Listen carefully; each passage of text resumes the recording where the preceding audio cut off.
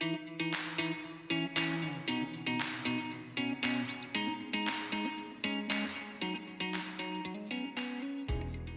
here to do a podcast today with Ken McIntyre, who is the Executive Director, President, CEO of the Real Estate Executive Council.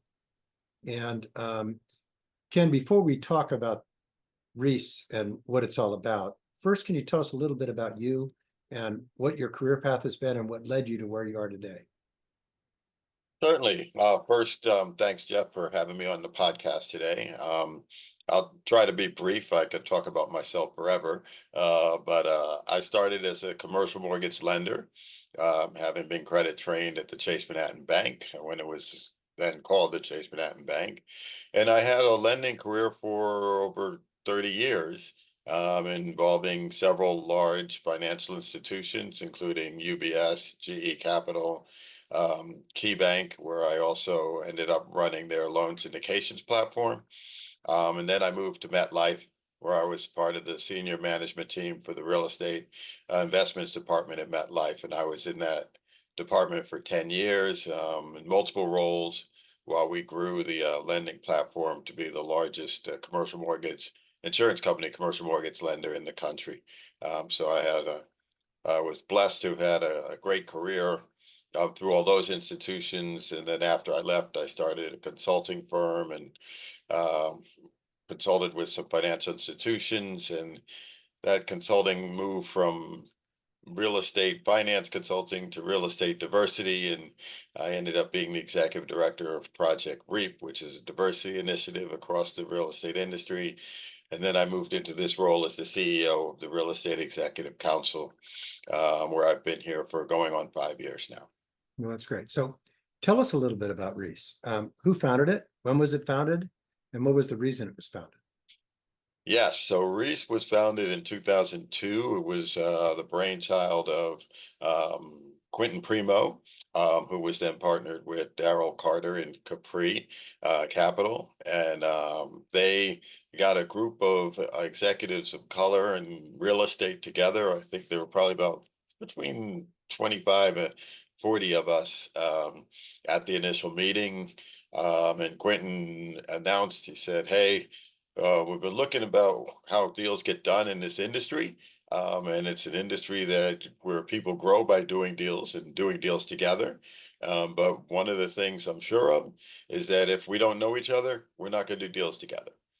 So let's create a format to get to meet each other, get to know each other, to meet a couple times a year, convene and talk about deals, talk about life." And hopefully grow and prosper together. And that was kind of the underpinning for what is now the Real Estate Executive Council. Again, that was about 2003. I was one of the founding board members of the organization. And I sat on the board until, like I said, about 5 years ago when the board tapped me to step into this role, a newly created role at that time, of the CEO of the organization. So there were about 40 members when you first started. How many members does REEC have now? And who are So some of the members of REEC that some people tuning in might recognize or know? yeah, so we were about like I said, somewhere 25, 40 in the initial meeting. We grew until around when I stepped into this role as CEO. We had a little over 100 members, but today we're approaching 300. Wow. So we've experienced some rapid growth in the 5 years I've been in this role. We are chaired by Tammy Jones, who's the CEO of Basis Investment Group, the founder and CEO of Basis Investment Group. And our co-chair is Jim Simmons, who's the founder of Aslan Capital Partners. Other members include Victor McFarlane, who was McFarlane Partners. He was one of the founders, Daryl Carter from Avaneth, and then other key members across our organization. I mean, there are too many to name, but Pamela West is on our board. She runs impact investing for Nuveen. Gina Baker Chambers is the president of MCB Real Estate, formerly at Artemis. Herman Bulls is on the brokerage side at JLL. Khalif Edwards is on the capital raising side at Starwood. We have members. Chris Lee is a co-head of real estate at KKR. So we have members in private equity, in lending, in brokerage, across the whole spectrum of real estate. So what is the mission of the organization today, and how do you accomplish that mission? So I like to say that the mission is twofold. One is focused on our members, and the second is focused on the future. Where we focus on the members is basically, I think my job is to wake up every morning and figure out what can I do to help my members become more productive.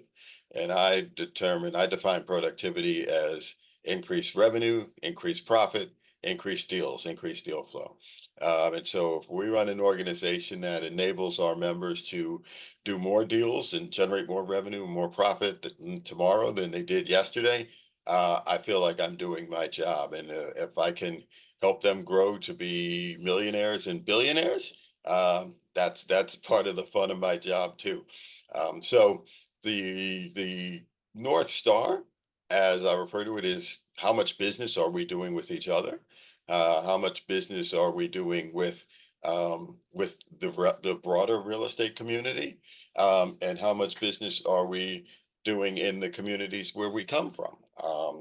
And when I say doing business together, as I alluded to before, that may be a deal between J.P. Morgan and PGIM, or Invesco with Walker and Dunlop as the intermediary, and Starwood as one of the components. So it's not just black entrepreneur with black entrepreneur. It's, major financial institution or major real estate institution with another major real estate institution.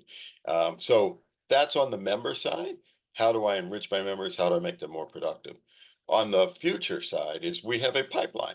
And we believe that it's incumbent upon us to bring the talent that looks like us into this industry, and give them exposure to this industry. That I'll speak for myself. I've been blessed to have been exposed to this industry. I've been blessed to have had a fun and fruitful career in this industry, and I think it's appropriate for people who come from backgrounds like mine and from communities that I've come from and families like mine, that they should have that opportunity. And so we started our pipeline program where we focused on introducing high school students to commercial real estate. And we're growing that platform where we go into the high schools and talk to students about what commercial real estate is versus residential, and what are the variety of career paths that you can pursue in commercial real estate. And it's important that we are sending in REEC members and members of the REEC community who look like these students, so that they can see people who look like them who are prospering in this industry. That then leads to a summer program called REX Jumpstart, or REX GSLI, that we run for rising seniors, juniors going into their senior year at high school. Where a application process, but those selected are put on a college campus for 2 weeks with exposure to faculty, exposure to real estate professionals like REEC members, and exposure to world-class real estate. Like in New York, we have them go to Hudson Yards um, and properties like that. As I like to say, high school students become college students. College students need mentorship. College students need internships, and then college students become young professionals. And we recently started a program for young professionals, our Emerging Leaders program, Real Estate Emerging Leaders, REEL. We call it REAL. And that we're looking to grow that, to build a community of future leaders who will become executives. And when they become executives, they're eligible to become members of the Real Estate Executive Council. So it's a continuous pipeline. What specifically does REEC do to help the people that are members of REAL? What do you So do for the emerging leaders? So it starts with the selection process. Candidates have to be um, endorsed by somebody. Sometimes it's a REEC member, or sometimes it's a sponsoring organization or a company. And then once they're selected, they form a cohort, and it's that cohort, that sense of fraternity, that we're trying to build. So because when you're a minority in real estate, and I assume also applies for women, lots of times you don't feel like you're part of the greater community. It's not so easy for you to feel like you are in the community. So the opportunity, and one of the things REEC does in general, and what we're trying to do at Real, is build a sense of you're not alone, that there are others who look like you, that are in similar situations like yours, and that you should know each other and you can grow together, and, as I said before, hopefully do deals together, and become more and more productive together, and be a support group. So first thing is create a cohort. We then have a series of programming, in person and virtual, throughout the year, where we make sure that they're aware of different nuances across the, primarily investment management space, asset management space, private equity spaces, where we've had, Manulife has spoken to them. We've targeted, Invesco to talk about their platform. We have them attending the PRIA conference, where they will get an introduction to what the PRIA, conference is about. And they'll hear from some of the LPs that are attending there. So it's constant education, both in person and, through virtual formats, as well as some informal networking and constant mentoring by having them connected to REEC members. And who is eligible to become a member of each year's class? What are the qualifications you're typically looking for? And how do you go about screening, evaluating, and selecting participants? Yeah, it's an interesting time because we just started the program. We have generally pushed it out to our REEC members. As I mentioned, many of them work in investment management firms, and said, "Do you have, talent that's not yet eligible to be REEC members, but we want to build a community with them?" And so we leave it to our members and our people who work at our sponsors, our sponsoring companies, to look in their ranks to see if they have somebody who, is of color and is what I would assume they think is an up and comer. And then we fill out an application form, and then we have a steering committee that reviews all of those applications and, selects a cohort, and we try to balance it across, disciplines, across gender, across geography, so that we'll have a blended, cohort where their collective experiences can be shared across each other, and they can all learn from each other. But it's about getting a recommendation from your firm, with the understanding that there is a time commitment associated with this, being in this, cohort. Specifically, that time commitment is an expectation that you will attend the REEC conference that's usually in the spring, and the PRIA conference that's in the fall. How long do members of the cohort stay in the program before they graduate? Yes, the cohorts are designed for 12-month increments. So basically re-spring meeting to re-spring meeting, but you never are not a member of that real community. So it's kind of like if you're a member of a fraternity, you have a class and you're the newbies, and then you're no longer the newbies, and there'll be some newbies that come in behind you, and it's a little bit of, okay, we expect that the class that has just finished the year will help us teach the next class. And then it'll be cumulatively, we can build classes. And then once you get to a certain experience level, as I alluded to before, you cross that threshold to becoming executive, and then you can become a full REEC member, at which point you'll then access the rest of REEC membership and those benefits. But our objective is to build a community of emerging leaders that, in an accumulative sense, hopefully grows to hundreds, if not thousands, over time. So it sounds like you guys are doing a lot of interesting things to help the industry and help people in the industry.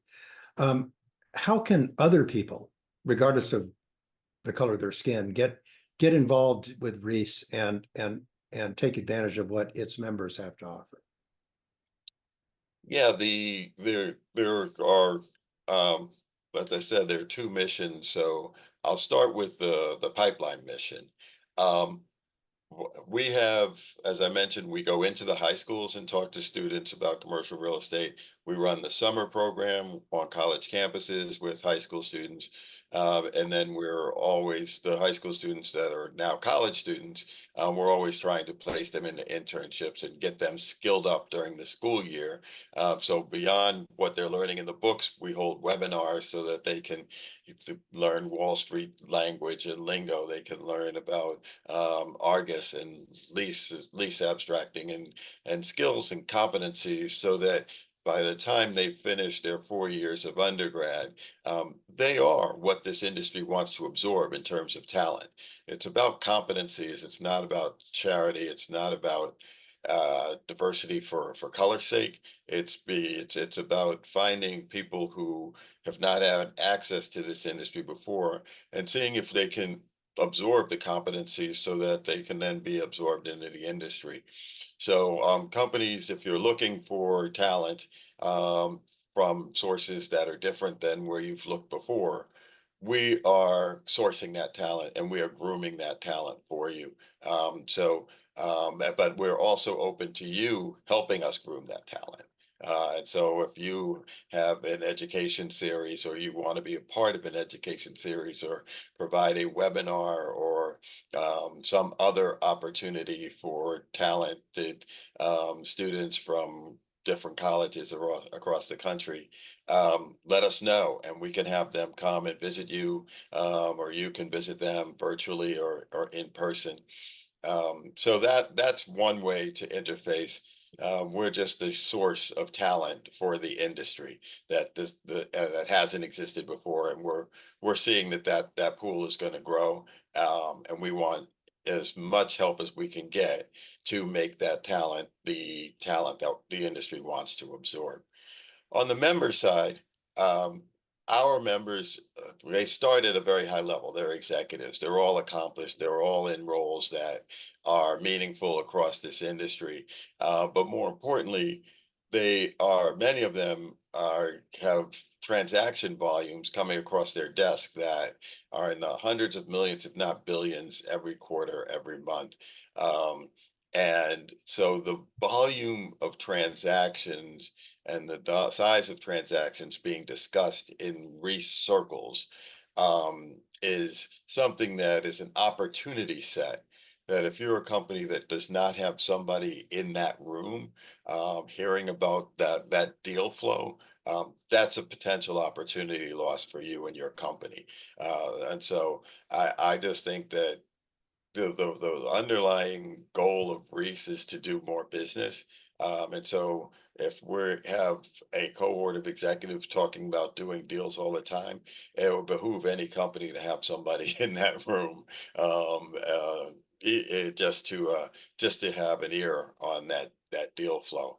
And so the opportunities to work with our members, to work side by side with our members, to partner with our members, to co-lend or co-invest with our members. It's just if you're a sponsor of REEC, or if you have someone in your organization who can become a member of REEC, it'll give you the opportunity to, I believe, increase your deal flow and your productivity. And, on your website, there's a diversity partners program. Can you talk a little bit about that? Yes, so 4 years ago when I stepped into this role, we were looking as to how can we work with the industry, and a little bit of how can we differentiate ourselves. And when I spoke to some of the firms that I've known through my career, and some of the trade associations that I participated in, I realized that what REEC could do is find talent at the executive level and also at the junior level, and help those organizations, whether trade associations or companies or financial institutions, help them achieve the goals that they're trying to achieve in the areas of diversity, equity, and inclusion.